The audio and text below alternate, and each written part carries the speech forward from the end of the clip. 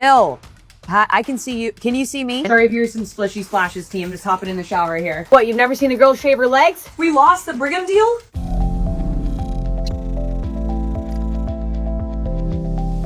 This interview with Corporate Natalie was so fun. She is so funny. I was laughing out loud at the end. She really is as funny as she is in her short form videos.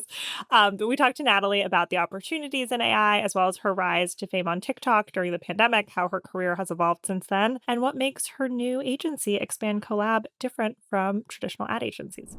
Corporate Natalie, welcome to Scalable. We are so excited to have you. Thank you for having me. I am such a fan of both of you. I can't believe I'm here. I honestly consume every piece of content you both put out. So thank you for allowing me on your podcast. Stop. Well, thank you so much. That's so nice. We were both very early fans of your content on TikTok during the pandemic. Obviously, when you were spoofing work from home, corporate culture, all of that. I actually think it might be time for you to own this initiative. I am empowering you to take ownership of this. And I was actually scrolling back and looking at our DMs because I was like, I feel like we've DM'd over the years and I wanted to see what we're talking about. So we initially connected because I mentioned you in an article in 2021.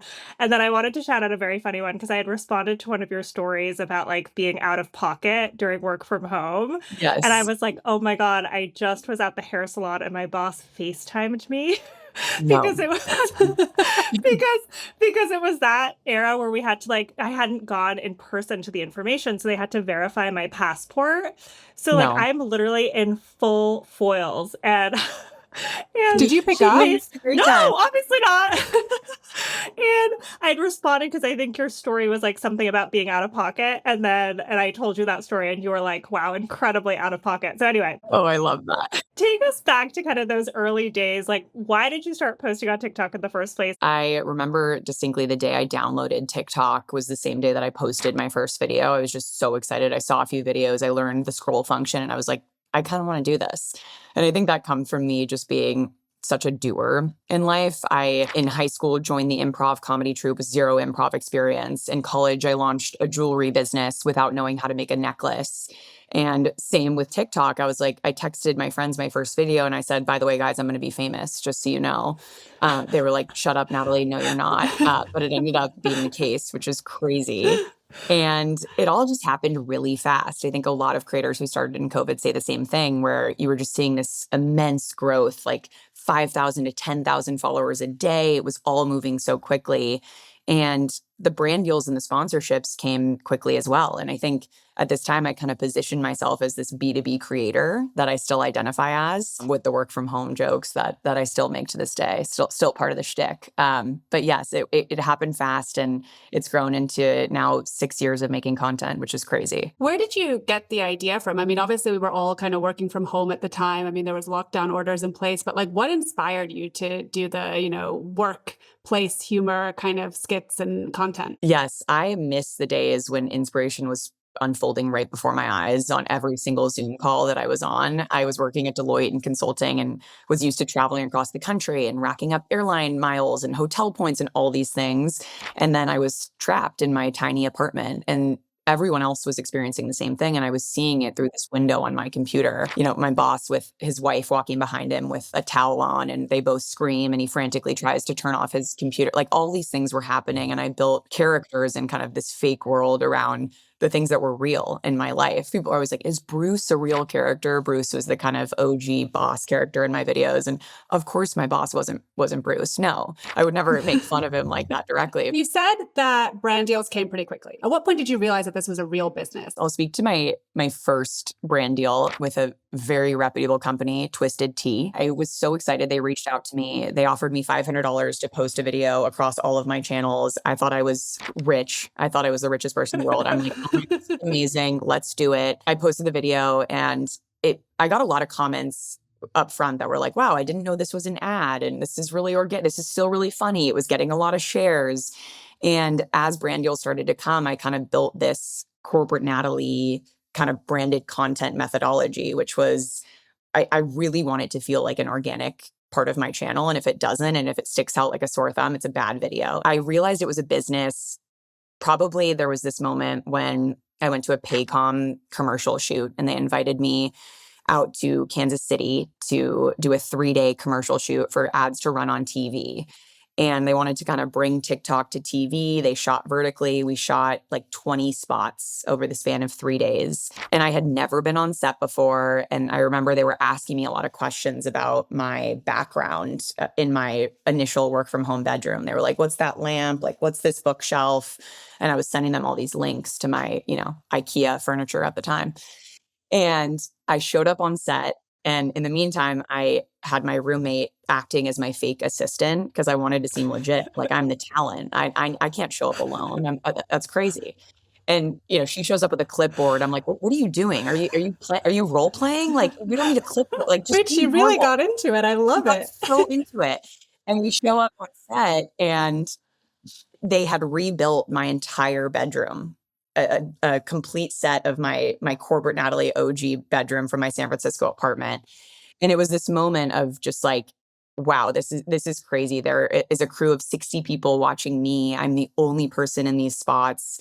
I get to just do my thing and improvise and be on set and be on TV. And it was a moment in my career that was, I realized this was legit. And I think shortly after I left my full-time job and took this full-time. I was out of PTO as well, but yes. How many years was this since you first started creating content? Like, how long did it take you to get to this point? It's a good question. This was probably 2 years into my content creation journey. I really waited until the last possible second. I mentioned I was out of PTO. I had saved up enough money to where if this whole thing came crashing down, I had a year of insurance built in. And right when I quit, I made my full-time hire. I knew I didn't want to do this alone. I didn't want to be alone in my bedroom every single day. I wanted to build a team and build a company and treat this seriously and have some accountability with someone reporting to me and be a manager in the space. And so I brought on Annie, who's now my brand director. She started as my brand manager, and we've been working together for over 4 years. How big is your team now? We have 4 full-time, including myself. I have a full-time content specialist who came on about a year ago, who helps edit content, trend track, post everything you see that goes live on the page. She's the one posting it. And then I have Annie, who's now my brand director, who runs all sponsored content, brand direction, PR, kind of the overall Corporate Natalie brand. And then I have a COO of Expand Collab, which is my new agency, B2B influence marketing agency that I think we'll talk about today. And then I have a bunch of part-time help, newsletter writers, editors for YouTube, everything in between. The team gets very big, very fast. I think one thing that's unique about me is we're not signed to a talent agency. We have no true agent representation.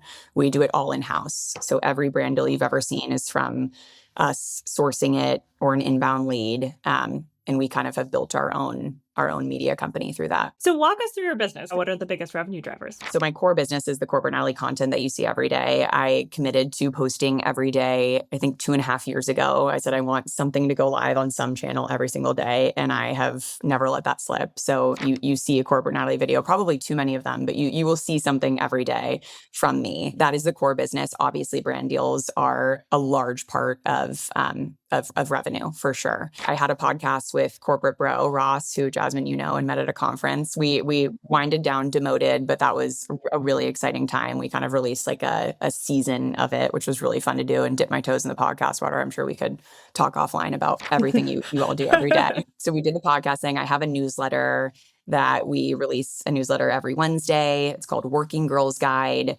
I do a lot of advising for early stage startups on social media strategies, how to activate influencers.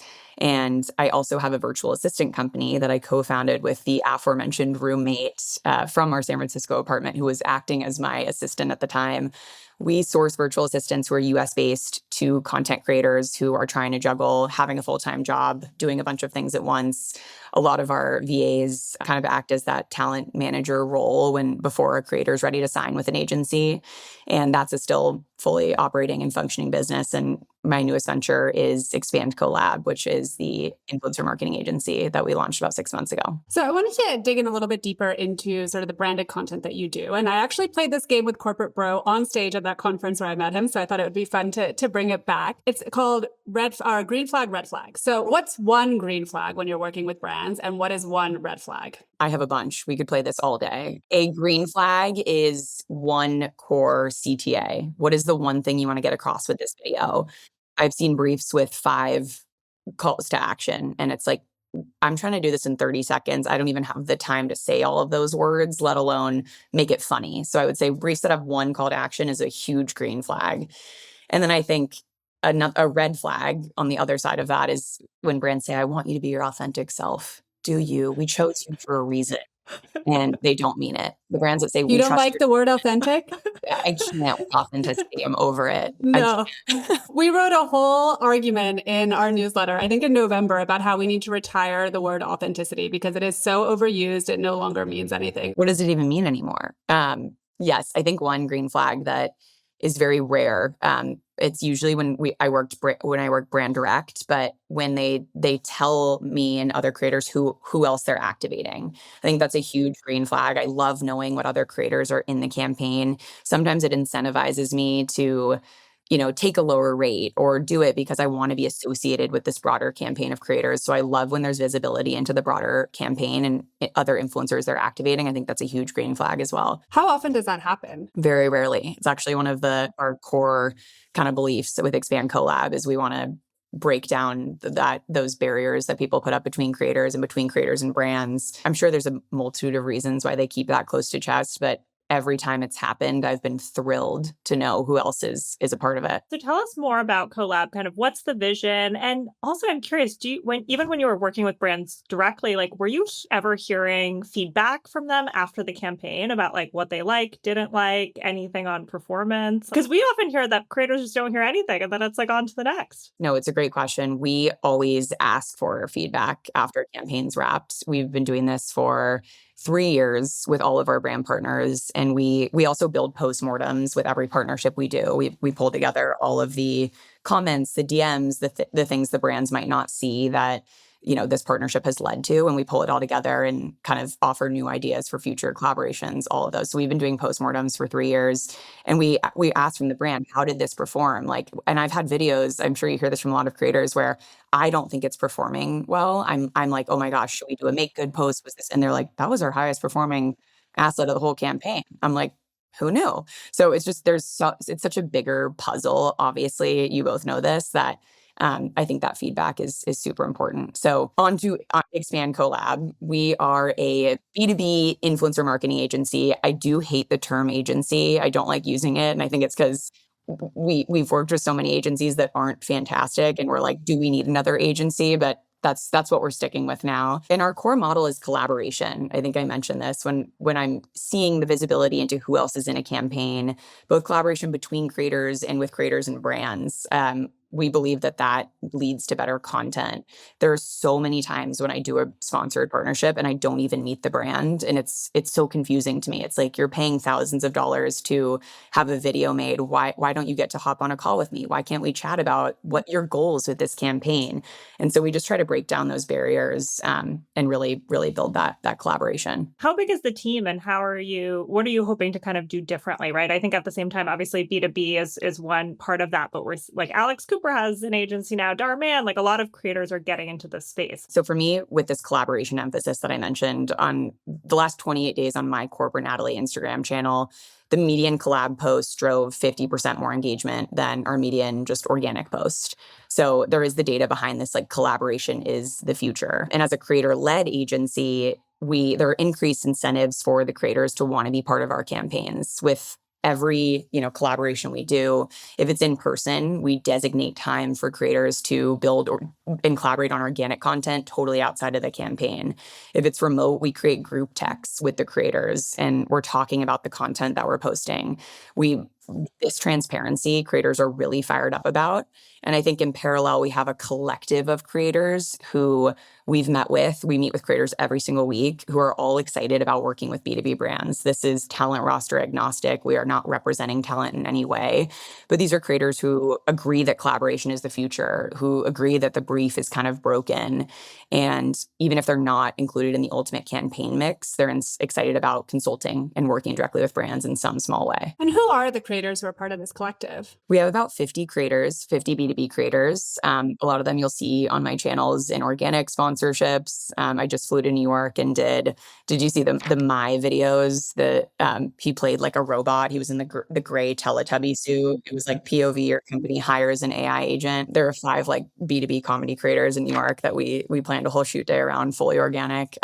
So they're creators, the creators you're seeing on LinkedIn, on Instagram, and that, that group of creators grows every day. And what does payment look like? So we are a brand agency, so we don't take any cut from the creators. We often work with the creators' managers to get their rates. We never want to, we will always want to honor creator rates.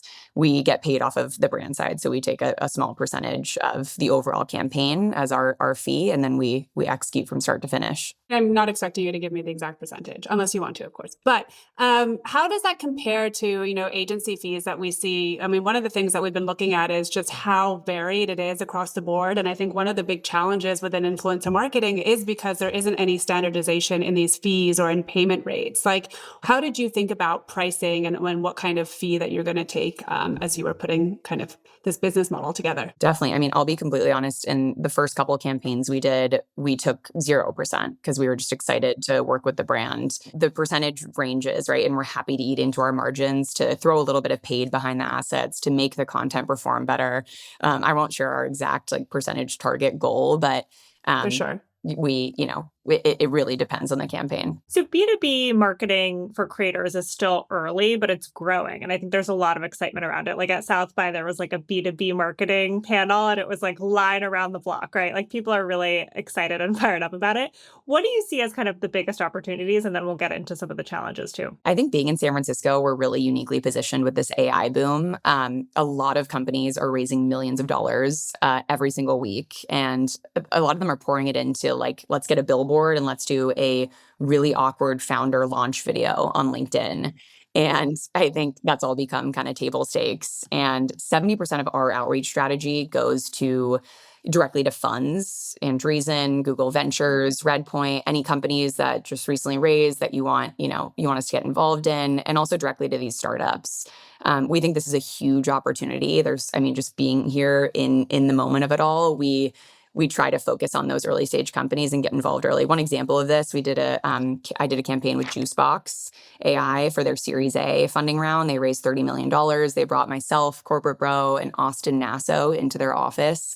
And we filmed this whole kind of high production Guess Who game. They're a talent recruiting tool. And they're like, recruiting shouldn't be a game of Guess Who. And it was just a full day shoot, really fun, really exciting. And seeing them invest in that, we actually got a lot of outreach from other AI companies. So a lot of opportunity with the AI boom. And I think in parallel, and I'd be curious both of your thoughts on this, we're seeing a huge appetite for IRL experiences on the B2B side. Everyone's having a conference or a showcase. We're seeing so much AI slop that I think people are just craving being in person. And we love kind of activating creators in person. That's our bread and butter. And so we're trying to jump on that momentum as well.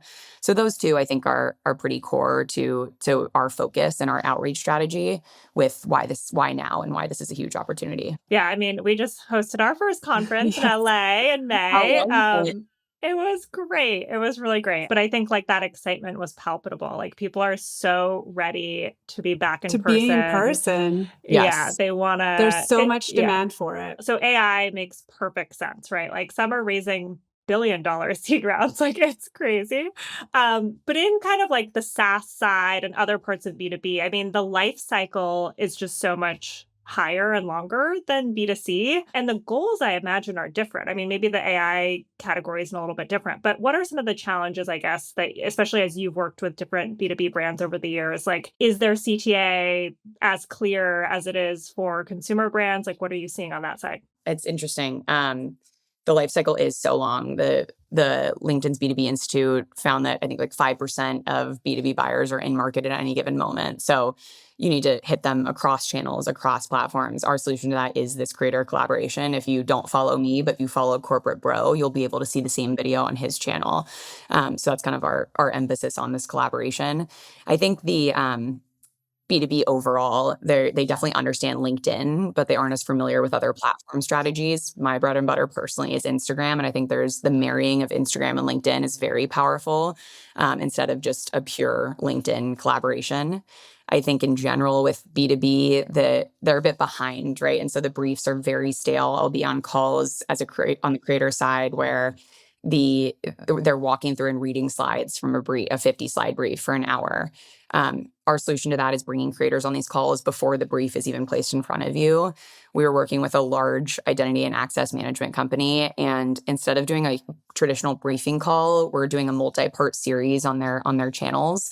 And we spent the entire time as like a writing session with 2 other creators, and we just co-wrote this 3-episode series that we're going to film in person here in San Francisco in a couple weeks. And that time was so much more valuable than here's what our company's about, and let's read through the 25 CTAs. So that's not a B2B specific answer, but that's something that we're bringing on the B2B side that we think is powerful, and bringing the brand on that call. They were happy to be on that call to observe the process, to apply some of this creator edge to what they're doing. So there's a ton of opportunity in B2B, and we're trying to bring that across channel. The other thing, I think a lot about too is B2B companies, for some reason, seem to forget that B2B buyers are people too. Like to your point about marrying LinkedIn and Instagram, like it's the same person a lot of times, especially as the B2B buyer has gotten younger, who's like scrolling TikTok in the middle of the night watching funny videos. What do you think they're doing at the WeWork bathroom stall? Exactly. They're scrolling reels. Yeah. And I think that's now starting to change. I mean, you have played such a big role in that, really kind of as the crossover between like B2C and B2B, kind of, talking to both audiences. But in your experience, like how has working with B2B marketers changed, and what are they still kind of doing wrong at this point? Yeah, I mean, I firmly believe that the brief is broken. I think I would even go as far as to say we don't need a brief. We can just kind of get on a call together and you can explain your product to me. You're often very complex, very technical product. As I say to Claude every day, explain it to me like I'm 5. That's me as a comedy creator. We work with a ton of technical creators who are far more capable of explaining those really intricate products. I think creators are also hard to reach, and B2B companies are more willing to kind of just throw it at an agency and not be involved in the process. But the real magic happens when they are involved and they are on those calls. And I don't know if you guys agree as consumers, but I think the one-off B2B influencer activations are starting to feel a little bit stale, especially on LinkedIn. We're seeing large blocks of text. It's reading an awful lot like it was written by AI. There's a static image of like a stat or an infographic. And I think bringing creators to do a bit more riskier, exciting campaigns with B2B companies is where you start to differentiate. I don't know if you saw the Ramp activation around the Super Bowl with Kevin from The Office, but that was a huge play for Ramp. They had Ramp Air, a private jet. They brought him into San Francisco. They did a lookalike contest. It was very fun. They made a ton of social cut downs for it. That was a huge win for Ramp. And we want to do similar kind of splashy moments. John Summit at LinkedIn, where he released his new album and like things like that. Even before AI, I mean, there were so many hacks on LinkedIn and on other platforms too, like pretending to be experts or, just kind of putting together listicles that felt like they were from BuzzFeed in 2015 that didn't really say anything. And so to me, that speaks to kind of another challenge in B2B that B2C doesn't really have, which is that you really have to build this authority and credibility. I mean, do you find that, like, how do you kind of navigate that in your work? Yeah, I think there's building a creator mix is where this is really important. You can have, Corporate Natalie, I'll speak to myself, is not the technical expert on the newest AI product, but me alongside a developer creator doing a Q&A, and there's kind of some humor laced in, and then they're speaking to the product. It builds that mix, and it touches on those things that the brand really wants to hit with that credibility, while also bringing that broader brand awareness to someone who just doesn't even know the name of the company. So I think it's a mix, it's a balance. And I think sometimes if you go too technical, it's the wrong strategy. Why get a super technical influencer when you can have your own employees speaking to that on LinkedIn? So it just depends. And I think it really depends on the company, the offering, their risk appetite. Do you think LinkedIn is still like the primary place where B2B marketers should be, or not necessarily? LinkedIn is great. I'm super bullish on LinkedIn. I have a great relationship with the LinkedIn team. But I think, as I mentioned before, it's really that mix. It's that syndication to Instagram. I don't think TikTok is the right strategy for B2B marketers. Why not? So it depends on the product. I think it is, for me, it works far better when I do, B2C content when I'm promoting a makeup line or speaking directly to the camera on a physical product that I'm holding. There's shorter attention spans. People on my LinkedIn watch for around 20 seconds. People on TikTok watch for about 4. I think there's less watch time, less appetite for maybe these like technical offerings that we're talking about. Even me, when I'm scrolling TikTok, my brain is completely turned off, right? Like I don't know, it's just a different mindset than when I'm scrolling LinkedIn and I'm curious to learn and I'm in a bit of a different mindset. We've been thinking about this a lot because we have a very B2B audience. Scalable speaks to business professionals, right? But we've thought a lot about like, okay, well, social has to be part of our strategy. And honestly, what you're saying resonates because like our TikTok is like the slowest and worst engagement, but Instagram and LinkedIn are and YouTube, like with shorts, hit or miss. Things that hit on YouTube Shorts are very different than things that hit on Instagram, for example. And then we've had a couple of TikToks that have done, well for us, relatively speaking. And they've always just been so different than what performs on Instagram and YouTube. And I'm like, it's hard to know what's going to hit where. Same. I mean, I can speak to that as a creator myself. Like you never know. We're trying to use kind of AI and tooling and dig into the data of all of the posts that I've ever made to try to be able to answer that question of why does something go viral? What's the recipe for virality? And we're still working on it, but I'll report back. Well, in a few months, you can bring me back on Scalable and we can talk about it. So speaking of not knowing, creators' careers can also just be really unpredictable. So when you're thinking about your own career, like what are your longer term goals? Like what's the vision? Do you always want to be on camera creating content? Do you ever want to go back to the corporate world? Like, what are you thinking? Great question. I think when a lot of creators want to start businesses, you guys even talked about like, why are all these creators launching agencies? Is that the right answer? I think for me, we spent a lot of time kind of trying to boil down like, what is the problem? We knew the brief was broken. We knew agencies we worked with were creating this separation. We even went back and forth on, should we launch a course? We knew we wanted to work with creators in some way. I think everyone has that, should I launch a course moment? I don't know if you do about that. The answer for we us haven't had that yet, and I'm happy about that. Yeah, the answer for us was no. But I think with launching Expand Collab, it hasn't felt like work because it's so fun to work with these brands. And there's really a natural flywheel between Corporate Natalie partnerships, even ones that don't work out, that can then be fed into Expand Collab. And it just makes a ton of sense for us right now. Even if I'm not in the campaign, I'm working with creators, I'm co-writing with them, I'm building, helping them write their content. I mentioned we're all in group texts, we're sharing each other's content. And that's really fun and fulfilling to me. And I think that's how I was able to launch an agency and plan a wedding in the same year, which is deranged. And I don't know why I did it. I've been following your Bachelorette content. It's all so good. I swear I have worked, as I mentioned, as a creator for 6 years, and the Bachelorette content, I mean, I might as well throw the other stuff away. Everyone loved it. They're like, it was great. I just have to start traveling and posting my girlfriends on trips. Like, I don't know. People loved it. But it was really fun. It felt very obviously fun and natural, but like obviously there was planning involved, right? Like you had the skits, everything. So tell us a little bit about that. And I also love that 2 of your friends from growing up are also creators now, which is so fun. Yes, we say there was something in the water at our high school. It's crazy. The 3 of us started our creator journeys completely independently. But yes, a lot goes into planning for that stuff. The last thing I wanted on my Bachelorette was to be hunched over my phone editing and directing and managing a whole thing of like the whole content cycle. I got some comments of people who were like, just enjoy your Bachelorette, like Jesus, like, unplug. I was completely unplugged. Like we filmed for about 15 minutes total in the whole thing, got it all done and sent it to my content specialist who edited content and posted it live. So we were able to be so present. And that takes preparation. I mean, heading into my wedding, I expect to see similar comments, but there's a whole team of people behind this. Like I plan to not have my phone on my wedding day. I have had multiple meetings to plan what content are we posting? What has to go live today? What can we wait and post the week after?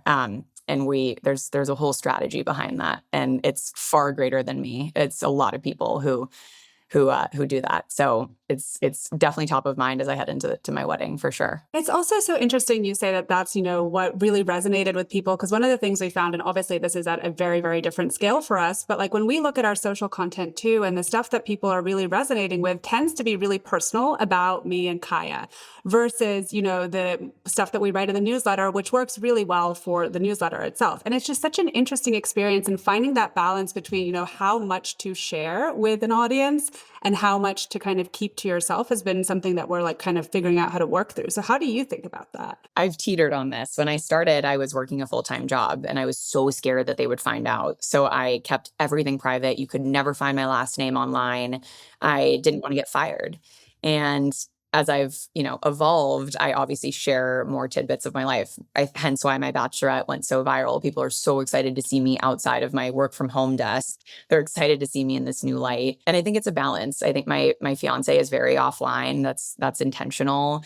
I try to keep our special moments special to us. I think it's exhausting when creators have to wake up and share their relationship status and everything happening in their marriage and with their kids and all that stuff. I don't know if I'll ever get to that point, but sharing a little bit here and there, especially with the audience and the community who got me to where I am is totally fine. When you think about when you started on TikTok, like by no means was it easy, right? But like it was easier to go viral. It was easier to kind of stand out. But now things are so incredibly crowded. And I think obviously the rise of AI and like the fact that Instagram is so algorithm driven now, right? Like it wasn't like that when TikTok was first starting. And things are so much more personalized, right? Like what you see on your feed versus Jasmine's feed versus mine, it's like so totally different. Like I get now Polish language speaking creators because I'm Polish, right? And I get like funny niche content, which is amazing. It's great.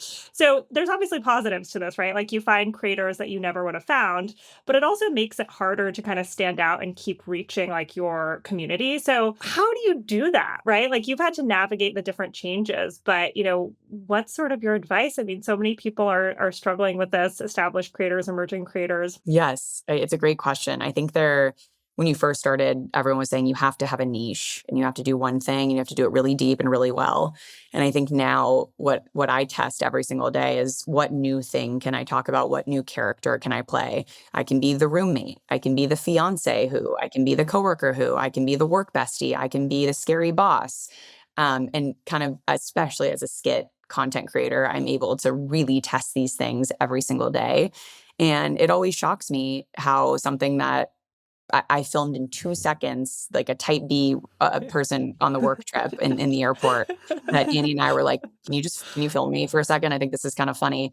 Got, 8 million views on TikTok. And it always surprises me. So my advice to creators would be keep testing. If you feel like you're in a niche, you don't have to be. You can do 100 things and you can keep testing, and all your videos don't have to be viral. I firmly believe this. A lot of other creators would say every video has to be viral or I'm embarrassed or it was a failure. I disagree. I posted every day for 3.5 years and some of my videos don't do well. And that's totally fine. That's a learning lesson. And we're able to take that and say, okay, we're retiring this character. She was fun. Glad we tried that. On to the next. And so those failures are just as important as the successes. And I think that makes a lot of sense too, because we're in this era now where established creators too are recognizing that they need to expand kind of beyond their original content and beyond themselves, because there's only so far that you can take like a very specific niche, right? So I think it makes a lot of sense. But anyway, let's move on to rapid fire. Natalie, what is a piece of corporate jargon that needs to be immediately retired? Open the kimono. I've never heard anyone say that. Never heard that. What? People don't use it anymore, as they shouldn't. It's awful. When did they use it? Like, let's open the kimono on that. Let's dive in. It's like, no, we're not going to do that. What is the biggest mistake brands make when working with creators? Saying, we love you. Just be you. Just do your thing. And then I'm somehow talking direct to camera, disclosing the partnership in 400 words, and the video is horrible and it's not funny. And I'm like, did you want a funny video? I'm a comedian. Like, did you want it to be funny or did you want it to be horrible? Because I think you might want it to be horrible. Work from home or work in office? Work in office, but not 5 days a week. Who has been your favorite character to play so far? I love putting on my man wig and being a dad character or the tech sales bro, especially when I'm filming at our WeWork and other people see me in the wig and they're just like, please, I'm trying to work here. Putting on the man wig You're like, is, same. Do they recognize you? Do they know? when I get recognized in the man wig, we did a partnership with a tourism company where we took a tour through San Francisco on a double-decker bus. And of course, the script I wrote was I was playing a dad, like a dad on vacation.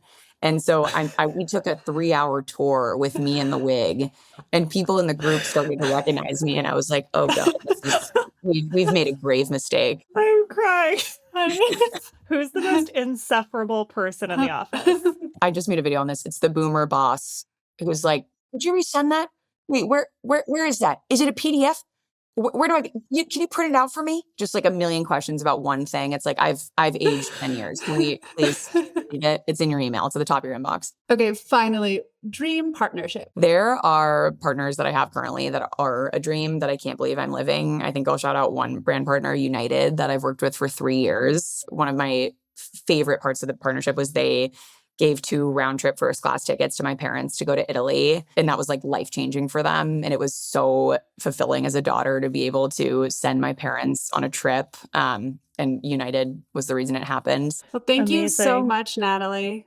Thank This was you. so fun. This was so fun.